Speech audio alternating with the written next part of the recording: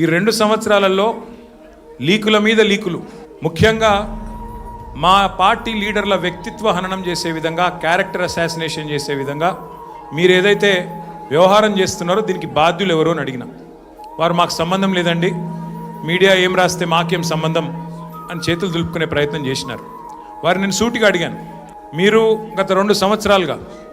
మీరు ప్రతిసారి విచారణ పేరిట లేకపోతే ఏదో ఒక లీక్ ఇవ్వడము, లేదా విచారణకు పిలవకపోయినా ఏదో జరిగింది అంటూ మీరు లీక్ ఇవ్వడం, తెల్లారి హెడ్లైన్ కావడం, దానివల్ల ప్రజలు మరి నిజం అనుకొని భ్రమించే కొన్ని పరిస్థితులు వచ్చినాయి. ఇది మంచిది కాదు అని చెప్పిన వారిని సూటిగా అడిగిన నేను, మీరు అంటా ఉన్నారు, పేపర్లు రాస్తూ ఉన్నాయి, కొన్ని యూట్యూబ్ ఛానళ్ళు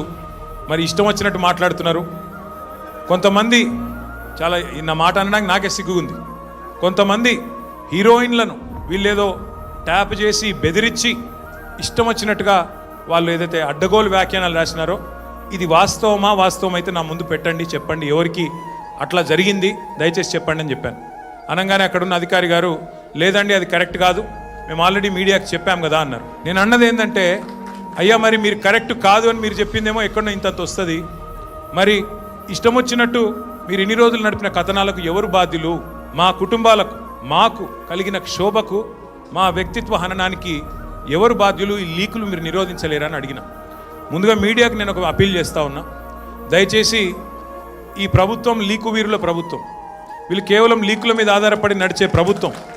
ఈ ప్రభుత్వం ఇచ్చే అడ్డగోలు లీకులను దయచేసి మీడియా కూడా మీరు ఇష్టానుసారంగా ప్రచురించకండి, దానిలో వాస్తవం ఎంత అవాస్తవం ఎంత ఒకసారి దయచేసి చెక్ చేసుకోండి అని చెప్పి నా ప్రార్థన.